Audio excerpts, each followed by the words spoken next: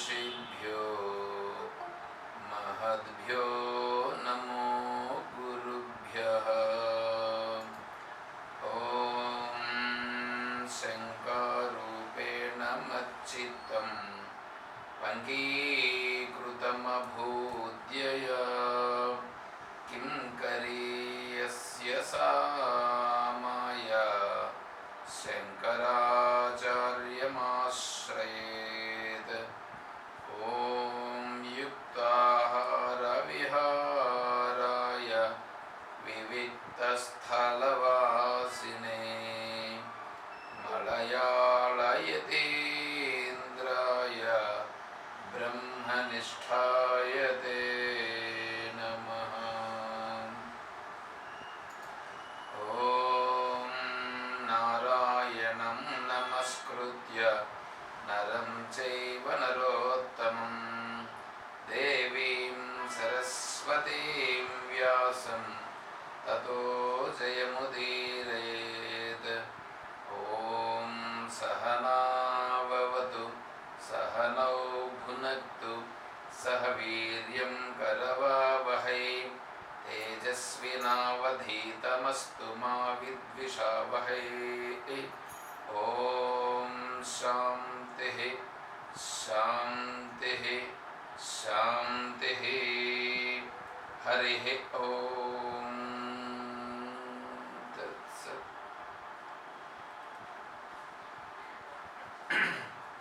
పూజ్య గురుదేవులు తత్వవిధానంద సరస్వతి స్వాముల వారి దివ్య చరణారవిందములకు ప్రణమిల్లుతూ పరిపూర్ణ పరబ్రహ్మస్వరూపులకు ఈ ఆత్మ బంధువులారా ఓం హరి ఓం.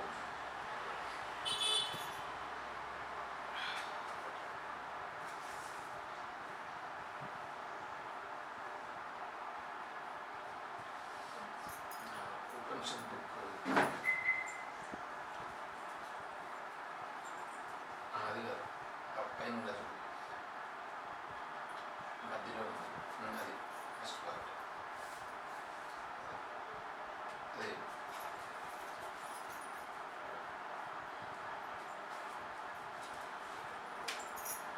శ్రీమద్ భగవద్గీతలో మనము 10వ అధ్యాయంలో ఉన్నాము. 10వ అధ్యాయంలో 35వ శ్లోకం. బృహత్సామ తథా సామ్నాం గాయత్రీ ఛందసామహం మాసానాం మార్గశీర్షోహం ఋతూనాం కుసుమాకరః. గానరూప సామమంత్రాలలో బృహత్సామాన్ని నేను, అట్లే ఛందస్సులలో గాయత్రి ఛందస్సును నేను, మాసాలలో మార్గశీర మాసాన్ని నేను, ఋతువులలో వసంత ఋతువును నేను.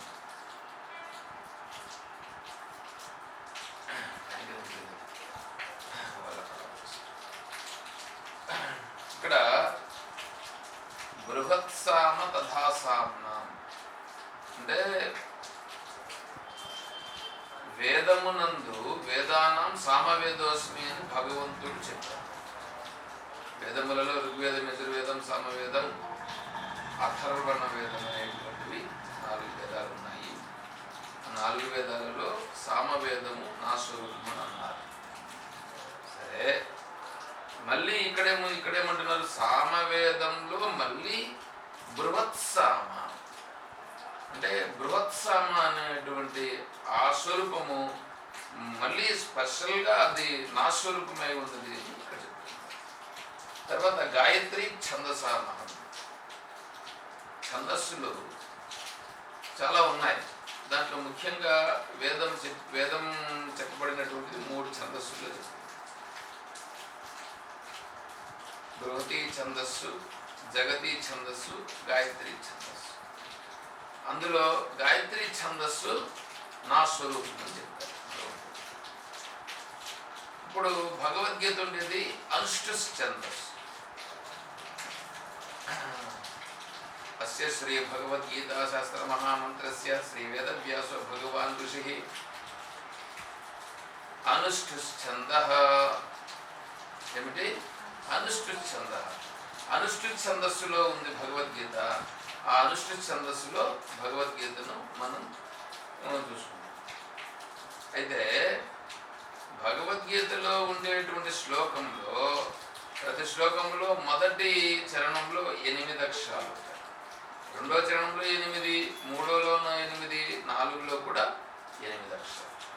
అంటే 8, 8, 8, 8, 8, 4, 32. శ్లోకంలో 32 అక్షరాలతో ఉంటుంది. గాయత్రి ఛందస్ అది అనుష్ఠుత్ ఛందస్సు.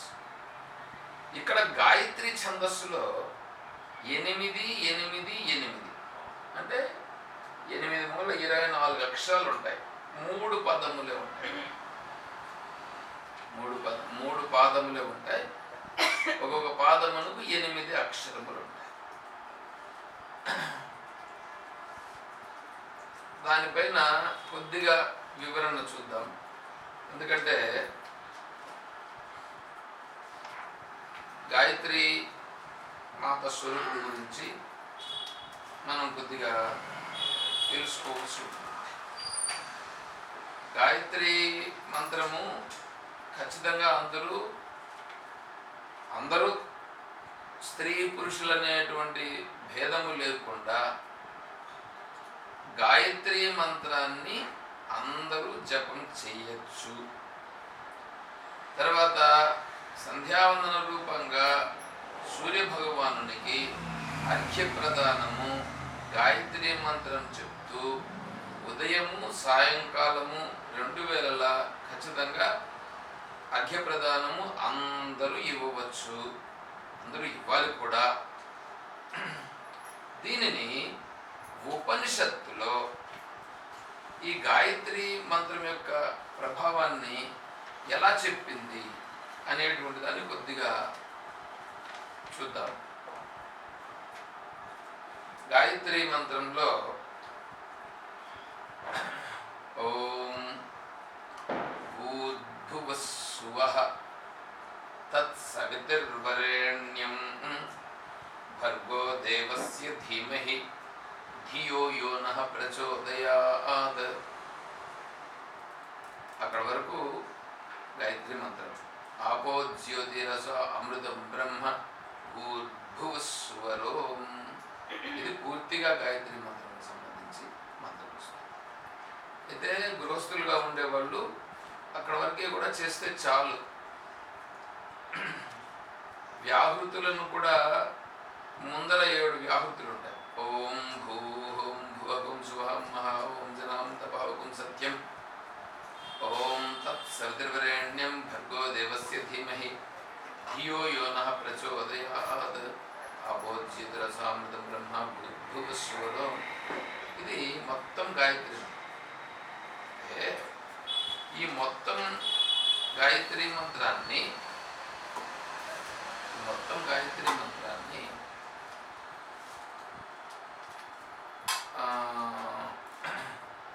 వానప్రస్థులుగా ఉండేటువంటి వాళ్ళు ఈ ఓంకారంతో కలిసి మొత్తం 42 అక్షరాలు వస్తుంది అనుకుంటా. 42 అక్షరాలతో ఉన్నటువంటి గాయత్రి మంత్రాన్ని వాళ్ళు జపం చేయాలి. గృహస్థులుగా ఉండేటువంటి వాళ్ళు 24 అక్షరములు కలిగినటువంటి గాయత్రి మంత్రమును జపం చేయాలి అని చెప్పడం జరిగింది. ఇక్కడ గాయత్రి మహామంత్రమును 3 పాదములతో ఇక్కడ జపం చేస్తారు. ఆ గాయత్రి మహామంత్రం యొక్క అర్థాన్ని ఉపనిషత్తు వర్ణించడం జరిగింది. దాన్ని కొద్దిగా అక్కడ నేను మీకు చెప్పే ప్రయత్నం చేస్తాను. నిన్న శేఖర్ రెడ్డి గారు కూడా మళ్ళీ దీన్ని కొద్దిగా వివరంగా అంటే అడిగినారు, వివరంగా చెప్పండి స్వామిని. అందువల్ల దీన్ని చెప్పడం కోసం ప్రయత్నం చేస్తున్నాను. బృహదారణ్యకోపనిషత్తులో 7వ అధ్యాయమునందు 14వ బ్రాహ్మణం అని ఉన్నది. ఈ 14వ బ్రాహ్మణంలో భూమిరంతరిక్షం ద్యౌ ఇతి అష్టావక్షరాణ్యష్టాక్షరం హవ ఏకం గాయత్రీ పదమేతద్ హైవాస్య ఏతత్ స యావదేషు త్రిషు లోకేషు తావద్ధ జయత్యోస్య ఏతదేవం పదం వేద. ఇందులో భూమియును ఆకాశమును స్వర్గలోకమును ఇవి 8 అక్షరములు పదమునందలి భూ అను అక్షరము మొదలు చివరి ద్యౌహు అను ఆ పదమునందలి దకార యకారములందరి రెండిటితో కూడా 8 అక్షరములు. గాయత్రి యొక్క 8 అక్షరములు గల ఒకటే పదం ఈ త్రిలోక స్వరూపమే. ఈ గాయత్రి యొక్క ఈ 8 అక్షరములు గల పదమును ఈ ప్రకారము ఎవడు ఈ గాయత్రి యొక్క ఈ పాదమును తెలుసుకొనుచున్నాడో వాడు ఈ 3 లోకముల యందును సర్వమును జయించుచున్నాడు. అంటే సర్వమును జయించుచున్నాడు అని అంటే ఆ యుద్ధం చేసి జయించినాడని కాదు అర్థం. అక్కడ ఈ 3 లోకముల యొక్క స్వరూపము అతనికి తెలుస్తుంది. ఈ 3 లోకముల యొక్క పరిస్థితులు ఇతనికి చాలా స్పష్టంగా అవగాహన అయిపోతుంది అని అర్థం. ఇప్పుడు తిరుపతిలో చదువుకున్నామని అనుకోండి. ఉదాహరణకి తిరుపతిలో ఉంటూ తిరుపతిలో కాలేజీకి వెళ్ళి తిరుపతిలో చదువుకుంటూ అక్కడ ఒక 15 సంవత్సరాలు తిరుపతిలోనే ఉన్నాం.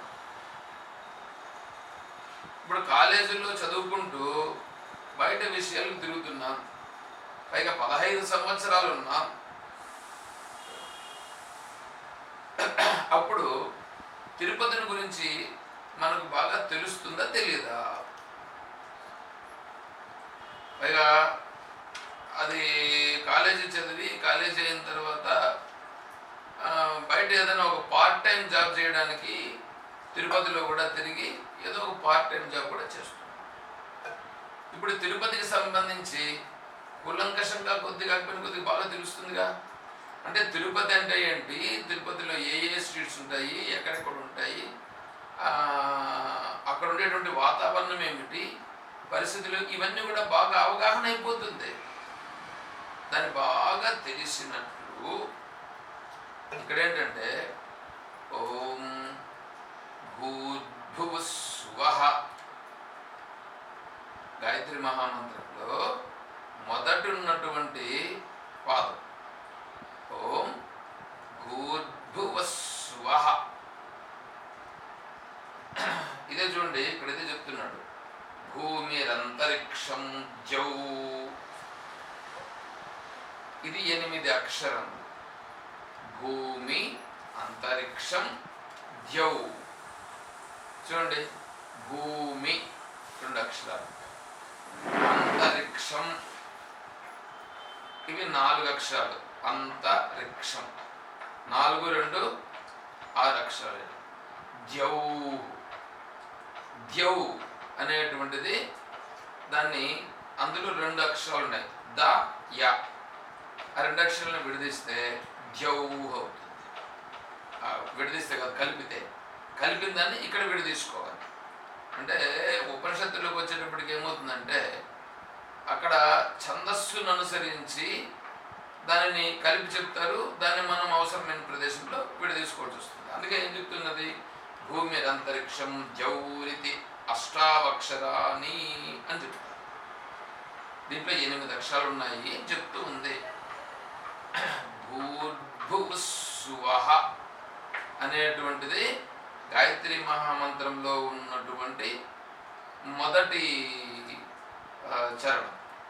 దాంట్లో భూహు, తర్వాత భువః సువః, భూహు భువః స్వః. చూడండి, 3 లోకాలు వస్తాయి. ఏంటంటే అది భూలోకం, భువః అంతరిక్ష లోకం, స్వః అన్నప్పుడు పైన ఉండేటువంటి అంతరిక్ష లోకము కంటే పైన ఉన్నటువంటి ద్యౌ లోకం. 14 లోకాలని మనోళ్ళందరూ పేర్లు పెట్టుకొని ఉంటారు. కానీ ఈ 14 లోకాలన్నింటినీ ఆయా లోకాలకు సంబంధించి క్లబ్ చేస్తే ఈ మూడే మిగులుతాయి. ఏంటివి? భూహు, భువః, సువః. ఈ సువః లోకంలో పైన ఉండేటువంటి లోకాలన్నీ కూడా అందులో మెర్జ్ అయిపోతాయి. భువః లోకంలో అంతరిక్షంలో ఉండే లోకాలన్నీ మెర్జ్ అయిపోతాయి. భూహు ఈ లోకంలో మిగతా లోకాలన్నీ ఇవన్నీ ఇక్కడ మెర్జ్ అయిపోతాయి. కాబట్టి శాస్త్రంలో 3 లోకములే చెప్పడం జరుగుతుంది. తర్వాత వాడి కర్మానుసారంగా ఊర్ధ్వలోకము అధోలోకమును పొందుట జరుగును అని చెప్తారు. ఊర్ధ్వలోకం ఉంటుంది, అధోలోకం ఉంటుంది. తర్వాత కర్మదేశ లోకం ఈ భూలోకం. భూలోకంలో ఉంటాడు. భూలోకం నుంచి వాడు పుణ్యం చేసుకుంటే ఊర్ధ్వలోకాలకు వెళ్తాడు. పాపం చేసుకుంటే అధోలోకాలకు వెళ్తాడు. పాపము పుణ్యము సమంగా చేసుకున్నప్పుడు మనుష్య లోకంలో జన్మిస్తారు. సరే, దాన్నే ఇప్పుడు మనకేం చేస్తున్నారు? భూహు, భువః, స్వః. స్వహనే సువః. ఈ భూహు, భువః, స్వహలో అన్ని లోకములు ఇమిడిపోతాయి. నీకు ఎన్ని లోకాలు ఉంటాయి అన్ని లోకాలు ఇమిడిపోతాయి.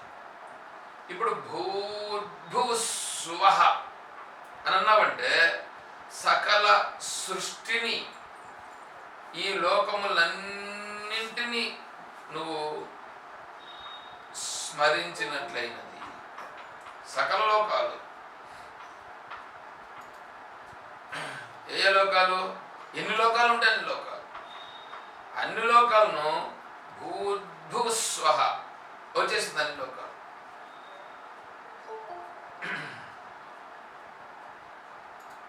సరే, ఇప్పుడు అన్ని లోకములను భూర్భువః ఈ గాయత్రి మంత్రమును ఉపాసన చేసేటువంటి వాళ్ళు మంత్రమును తీసుకున్నప్పుడు దీనిలో మొదటి చరణంలో భూర్భువః అంటే సకల లోకములు ఇతని ఎదురుగా ఉన్నాయి. సకల లోకములు ఇప్పుడు ఇతని భావనలో వచ్చినాయి. అప్పుడు ఈ సకల లోకములో ఉండేటువంటి విషయాలన్నీ కూడా ఇతనికి ప్రత్యక్షమైనాయి. ఈ సకల లోకములో ఉండేటువంటివన్నీ కూడా ఇతనికి కావాల్సినవి ఏదైనా ఉంటే దాన్ని అంతటినీ ఈ భూర్భువః అనేటువంటి ఈ 3 లోకాలు ఉండేటువంటివి ఇతనికి ఇస్తాయి. అందుకని గాయత్రి మహామంత్రంలో మొదటి పాదంలో భూర్భువః అంటే వాటికి సకల సృష్టిని స్మరించినట్లయితే, తర్వాత ఈ 3 అక్షరములు ఈ 3 లోకాలు ఏమన్నారు? సర్వమును జయించుచున్నాడు అని చెప్పారు. నేను సింపుల్గా చెప్తున్నా దాన్ని. ఇంకా లోతుకి వెళ్ళేటప్పటికి చాలా అర్థవంతం వస్తుంది. అంత అర్థవంతంని మనం సింపుల్గా ఇక్కడ చెప్పుకున్నాం. అయినా పర్లేదు, అంతే. అంటే దీనినే ఇంకా వివరించడం జరుగుతుంది. తర్వాత మళ్ళీ సెకండ్ 8 అక్షరాలు వస్తాయి. ఆ సెకండ్ 8 అక్షరాల గురించి చెప్తున్నారు. రుచో యజుగింసి సామాని ఇది అష్టాక్షరాణి అష్టాక్షరగం హవ ఏకం గాయత్రీ పదమేతద్ హైవాస్య ఏతత్ సయావతీయం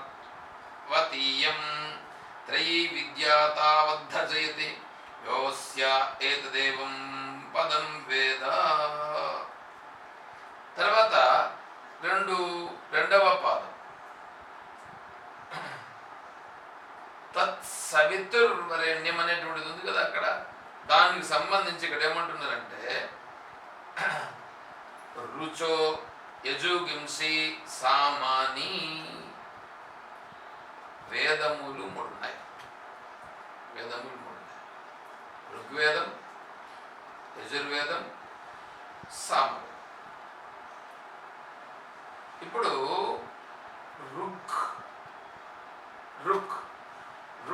రుచో అన్నప్పుడు రుక్ ఎన్ని అక్షరాలు అయింది? 2.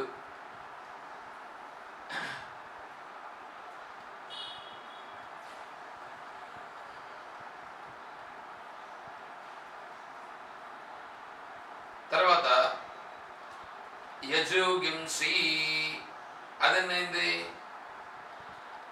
యజుగుంసి 4 అక్షరాలు. రుక్ అన్నప్పుడు 2 అక్షరాలు. యజుగుంసి అన్నప్పుడు 4 అక్షరాలు. సామాని అన్నప్పుడు సామాని లేదు, సామవేదాన్ని సామ అంటారు. ఇప్పుడు రుక్ 2, యజుగింసి 4, సామ 2. ఎన్నైనా ఇప్పుడు అక్షరాలు? 8 అక్షరాలు. నువ్వు 2వ పాదంతో పలికేటువంటి దాని యొక్క స్వరూపము ఈ రుక్ యజుగింసి సామాని అంటే ఋగ్వేదము, యజుర్వేదము, సామవేదము 3 వేదాలు ఉన్నాయి. వేదములు 4 అని అంటారు. 4వ వేదం అథర్వణ వేదం. ఈ అథర్వణ వేదము ఈ 3 ఉండేటువంటి మంత్రాలను తీసి అందులో అథర్వణ వేదంలో పెట్టారు. కాబట్టి 3 చెప్తే 4వ వేదాన్ని కూడా చెప్పినట్లే అవుతుంది. అందువలన ఇప్పుడు ఇక్కడ ఋగ్వేదము, యజుర్వేదము, సామవేదం 3 వేదాలను తీసుకుంటే 4వ వేదాన్ని కూడా చెప్పినట్లే. ఇవి 8 అక్షరములు. ఇప్పుడు సెకండ్ యొక్క గాయత్రి మంత్రంలో ఉన్నటువంటి 2వ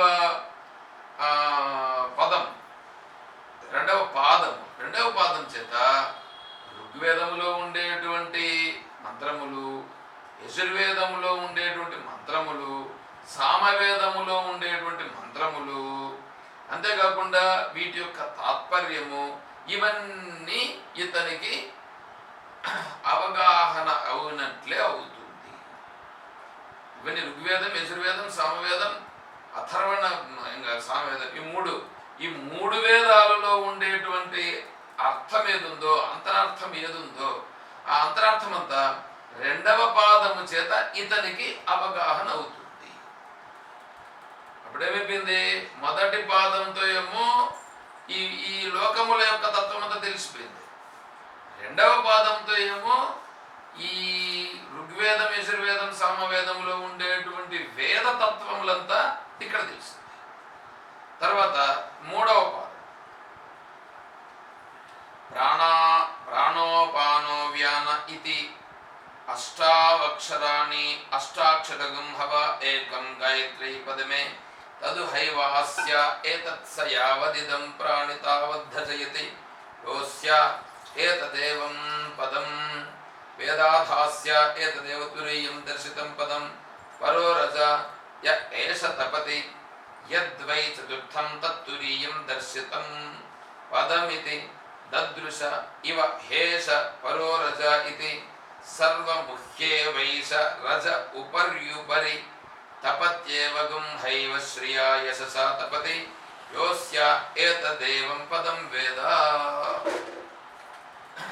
ఇక్కడ ప్రాణ, అపాన, వ్యాన. ప్రాణ ఇప్పుడు ప్రాణము, అపానము, వ్యానము, ఉదానము, సమానము అని మనకు ఐదు పంచ ప్రాణాలు అంటారు. దీంట్లో ప్రాణము, అపానము, వ్యానము ఈ 3 ప్రాణములు ముఖ్యమైనవి. ఇంకా ఉదాన సమాన అనేటువంటివి వీటిలో అంతరార్థం, వీటిలో అంతర్భాగం. అంటే సమాన వాయువు అనేటువంటిదేమో శరీరం అంతటా తిరుగుతూ ఉంటుంది. ఉదాన వాయువేమో ఈ శరీరాన్ని విడిచిపెట్టేటప్పుడు దాంతో పని ఉంటుంది. శరీరాన్ని విడిచిపెట్టేటప్పుడు మళ్ళీ శరీరం వచ్చేటప్పుడు. కానీ ఇప్పుడు ఉండేటువంటివి ఇవి ప్రాణ, వ్యాన, అపానం. ప్రాణం అంటే మన శరీరంలో నుంచి విడిచిపెట్టేటువంటి వాయువేమో ప్రాణవాయువు, మనం పీల్చుకునేటువంటి వాయువేమో అపాన వాయువు.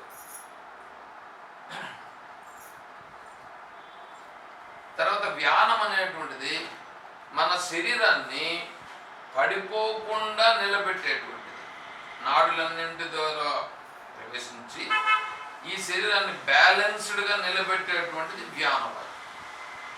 సమాన వాయువేమో మనం తినిన ఆహారాన్ని విభజన చేసి శరీరానికి సప్లై చేసేది. ఇది ఈ సమాన వాయువేమో వ్యానవాయువులో అంతర్భాగం ఉంటుంది. తర్వాత ఉదాన వాయువు ఉంది చూడండి. ఉదాన వాయువు అనేటువంటిది ఈ అపాన వాయువులో అంతర్భాగం ఉంటుంది. అందువలన ప్రాణ, అపాన, వ్యాన. ప్రాణ ఎన్ని అక్షరాలు? 2 అక్షరాలు. అపాన 3 అక్షరాలు. ప్రాణ 2 అక్షరాలు, అపాన 3 అక్షరాలు. 2 3 5 అయింది. తర్వాత వ్యాన. వ్యాన అన్నప్పుడు వా యా న 3 అక్షరాలు అవుతుంది. ఇప్పుడు ఇవన్నీ అక్షరాలే మొత్తం 8 అక్షరాలు. ప్రాణ, అపాన, వ్యాన ఇవన్నీ 8 అక్షరాలు. ఈ 8 అక్షరములతో 3వ పాదం వస్తుంది. 3వ పాదం అర్థమంతా ఈ ప్రాణ, అపాన, వ్యాన దీంట్లోకి వచ్చేస్తుంది. అంటే ఈతని యొక్క శరీరమును నిలబెట్టేటువంటి ఈ ప్రాణవాయువు ఏదున్నదో, ఇతని శరీరంనే కాదు, ఈ సకల సృష్టిని నిలబెట్టుచున్నటువంటి ఏ ప్రాణవాయువు ఉన్నదో ఆ ప్రాణవాయువును గురించి, ఈ సకల సృష్టిని నిలబెట్టినటువంటి ఆ ప్రాణస్వరూపాన్ని గురించి ఇప్పుడు ఇక్కడ 3వ పాదము ద్వారా అది తెలుస్తుంది. ఇప్పుడు 3 పాదాలు వచ్చినాయి. ఈ 3 పాదాలు, మొదటి పాదమేమో లోకములను చెప్పింది, 2వ పాదమేమో వేదములను చెప్పింది, వేద రహస్యములను చెప్పేసింది.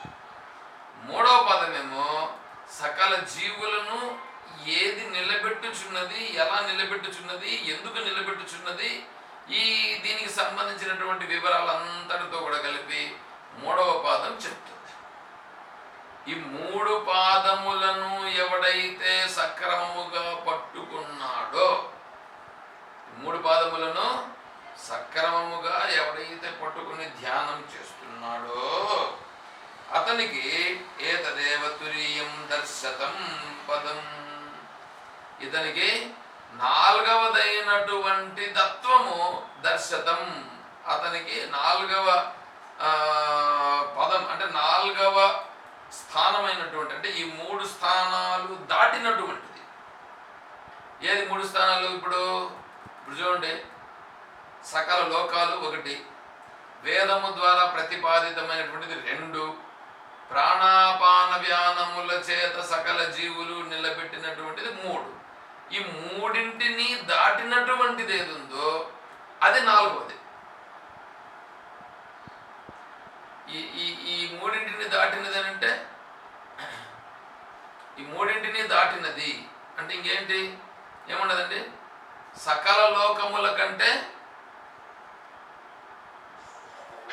పరమైనటువంటిది